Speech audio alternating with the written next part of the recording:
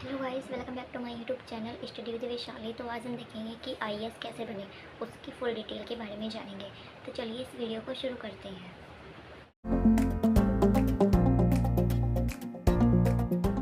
तो जैसे यहाँ पे लिखा है कि आईएएस कैसे बने, तो जैसे कि आप लोगों को पता ही है कि आईएएस एक बहुत पावरफुल जॉब है।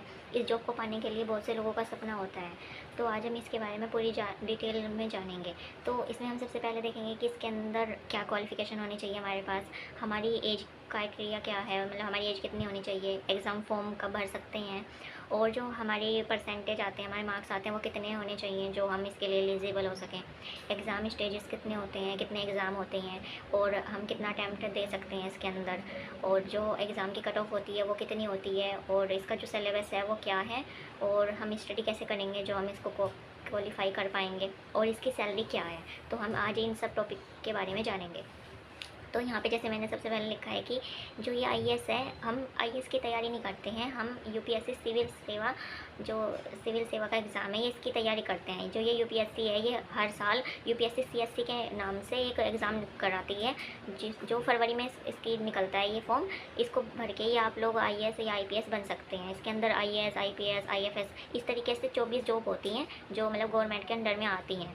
ठीक है। अब है कि आईएएस की फुल फॉर्म क्या आती है। तो आईएएस की फुल फॉर्म होती है इंडियन एडमिनिस्ट्रेटिव सर्विसेज। ये इसको हिंदी में भारतीय प्रशासनिक सेवा कहते हैं। ये मतलब कि सिक्योरिटी होते हैं, डीएम होता है, जैसे कलेक्टर, ये सब इसी से बनते हैं।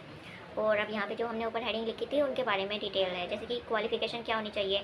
तो हम सिर्फ ग्रेजुएट होने चाहिए, वो भी किसी भी स्ट्रीम से। हमने चाहे कोई भी सब्जेक्ट से अपनी बीए की हो, हमारे पास ग्रेजुएशन होनी चाहिए। और मार्क भी सिर्फ आपके जितने भी हैं 40%, 50% जो भी हैं, बस आप पास होने चाहिए, उसके लिए फिर आप एलिजिबल होते हैं। और आगे है एज क्या होनी चाहिए हमारी। तो इसके अंदर एज की हमारी एज कितनी होनी चाहिए। तो इसके अंदर जो हमारी कैटेगरी है उसके अनुसार हमारी एज काउंट होती है। जैसे कि अगर कोई जनरल कैटेगरी से है तो उसकी एज 21 से 32 साल होनी चाहिए उसके अंदर में, तभी वो ये एग्ज़ाम दे सकता है। और दूसरा है ओबीसी कैटेगरी। तो ओबीसी कैटेगरी के लोग 21 से लेकर 35 साल तक दे सकते हैं एग्ज़ाम। और जो एससी एसटी है वो 21 से लेकर 37 साल तक ये एग्ज़ाम दे सकते हैं। अब है कि इसके अटैम्प्ट कितने होते हैं। अटैम्प्ट मतलब हम कितनी बार एग्ज़ाम दे सकते हैं। तो ऐसे ही जैसे जनरल का कोई है जो वो 6 टाइम इसको मतलब कि दे सकता है पेपर। और ये अटैम्प्ट के कब काउंट होगा, अगर आप एग्ज़ाम फॉर्म भर के प्रीलिम्स यानी कि इसका फर्स्ट एग्ज़ाम जो होता है उसमें बैठेंगे, तभी आपका ये अटैम्प्ट वो काउंट होगा उसके अंदर। तो जनरल वाले कितनी बार दे सकते हैं, 6 बार दे सकते हैं। ओबीसी वाले 9 बार दे सकते हैं। और जो एससी एसटी है उनकी कोई लिमिट नहीं है, बस जहाँ तक कि उनकी एज दे रखी है, जैसे यहाँ पे 21 से लेकर 37 दे रखी है ना, तो 37 साल तक वो कितनी भी बार अटैम्प्ट दे सकता है।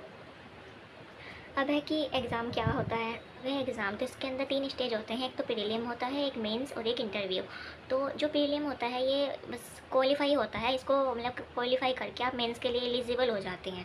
तो इसके 2 पेपर होते हैं, दोनों ही एमसीक्यू टाइप होते हैं, 200-200 मार्क के होते हैं।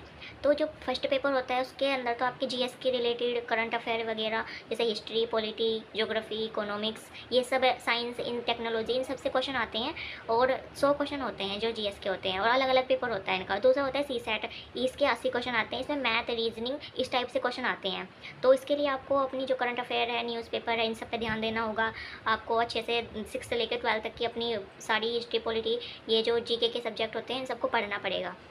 और जो ये क्वालिफाई इसके मार्क्स होते हैं, जैसे 400 मार्क्स हैं, तो उसमें से जो जनरल होते हैं, जो मतलब बड़ी कैटेगरी होती है, उनके 116 मार्क्स हैं। अगर आपके 116 तक आते हैं तो आप समझ लो कि आप क्वालिफाई हो। अगर उससे नीचे भी हैं तो ओबीसी और एससी एसटी के लिए अलग अलग हैं, वो क्वालिफाई हो सकते हैं, बाकी मतलब नहीं हो पाते हैं। तो ये टफेस्ट एग्ज़ाम है बहुत इंडिया का।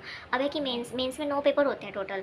इनका टोटल मार्क होता है 1750 का, ये पेपर होते हैं। तो इसमें से 2 पेपर तो क्वालिफाई होते हैं जो आपकी लैंग्वेज के होते हैं, इंग्लिश और हिंदी की। तो इसमें कैसे होता है, इसमें जो 9 पेपर हैं उनके अंदर ऐसे पूछा जाता है, जीएस के जो सब्जेक्ट अभी बताया आपको मैंने, हिस्ट्री, पॉलिटी, ज्योग्राफी, ये सब, टेक्नोलॉजी, ये सारे के सारे उसके अंदर पूछे जाते हैं। और इसका जो जनरल की कट ऑफ गई थी हाई, तो वो 785 है, मतलब कि जो 1750 में से 50% मार्क लाने पे आप क्वालिफाई होते हो। और ये जो 50% मार्क लाने भी, ये भी बहुत हार्ड है इसके अंदर। अब है इंटरव्यू। अब इंटरव्यू के लिए भी बस आपका कॉन्फिडेंस देखा जाता है कि आप किस तरीके से बात कर सकते हैं, आप कैसे मतलब दरवाज़ा बंद करके आए हैं, आपने क्या फॉर्मल ड्रेस पहनी है या नहीं, और आपके सामने कोई सिचुएशन क्रिएट करेंगे कि अगर आपके पास आपके सामने ऐसी सिचुएशन है तो आप उसके सामने मतलब कैसे स्टैंड करोगे, उसके उसके साथ कैसे आप फाइट करोगे या उसको कैसे सोल्व करोगे, ये सब इसमें पूछे जाते हैं, आपसे सवाल जवाब किए जाते हैं। तो जब आप वो क्वालिफाई कर लेते हैं इंटरव्यू, फिर उसके बाद एक लास्ट मेरिट निकलती है जिससे कि ये पता चलता है कि आप क्या बननी है। तो यहाँ पे जैसे जनरल की जो मार्क आए हैं वो इंटरव्यू और मेंस के, तो वो 988 मार्क हैं। अब ये जो 1750 है और ये 250 नंबर का ये होता है पेपर, तो 2000 में से 988 मार्क पे ये पास हुआ था जनरल वाले।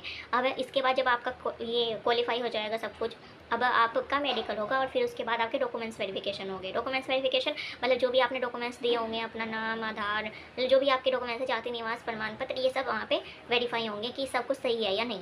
अब उसके बाद सैलरी कितनी मिलेगी, तो इसके अंदर सैलरी 50,000 से लेके 1.5 लाख तक सैलरी होती है।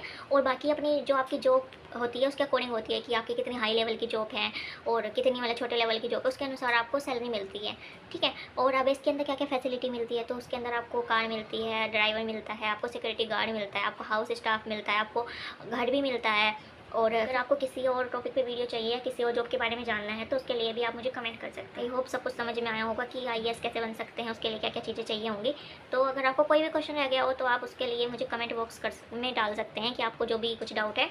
और आप मेरे चैनल को सब्सक्राइब कीजिए, मेरे वीडियो को लाइक कीजिए और उसको शेयर कीजिए जिन आपके दोस्तों को नहीं पता है, ताकि उनको पता लगे। और थैंक्स फॉर वॉचिंग।